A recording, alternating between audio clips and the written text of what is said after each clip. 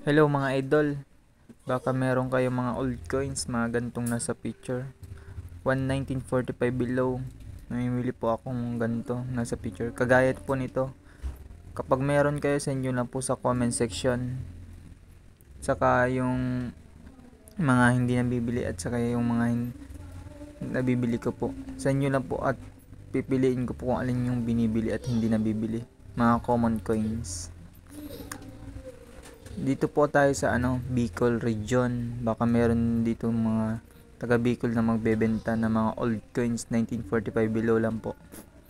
Send nyo lang po sa comment section para makita ko po yung mga coins nyong bebenta. Kung sakali po meron kayo, pili tayo meet up or through shipping, through GRS po. Kapag malapit through meet up po. Cash to cash yung bayad po. Sa mga meron yan ng mga taga Bicol po, send nyo lang po sa akin dyan sa comment section. At saka po pa-share and follow na din po para malaman din ng lahat na legit buyer po tayo. 20 cents lahat.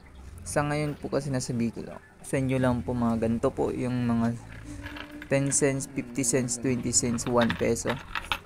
Saka tingnan nyo na lang po dyan sa sa well ko po, sa Facebook ko. Andyan po yung mga hinahanap kong old coins, yung mga kagaya niya ng mga pinupost ko po. Send nyo lang po dyan sa comment section at pa-follow na din po, share and follow na din po ng aking Facebook, mga binibili ko po. Sa mga kamag-anak nyo po baka meron, send nyo lang, pati pakita nyo lang po kung anong mga binibili ko. Yan lang po. Yan po yung 1 peso. 1 peso 1903. Baka meron po kayo niyan. Yan po. Yung likod niya yung pong agila, yung harap po yung nakatayong babae. 1903 po yan, baka meron kayo. 1k to pataas po yung bili ko. Depende po sa kondisyon ng coin. 1k to 3k o 5k po yung bili ko niyan.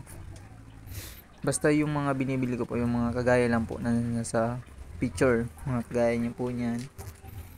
Saka ito pong mga assorted, yan, 50 cents. 1945 below. Ang dami po yung 50 cents. Saka yung 10 cents. Para sa nagbenta nito.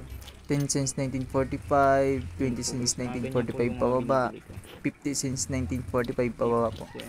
Mga kagaya niya mo nasa hawak ko po. Sa mga meron guys, yan po is 50 cents.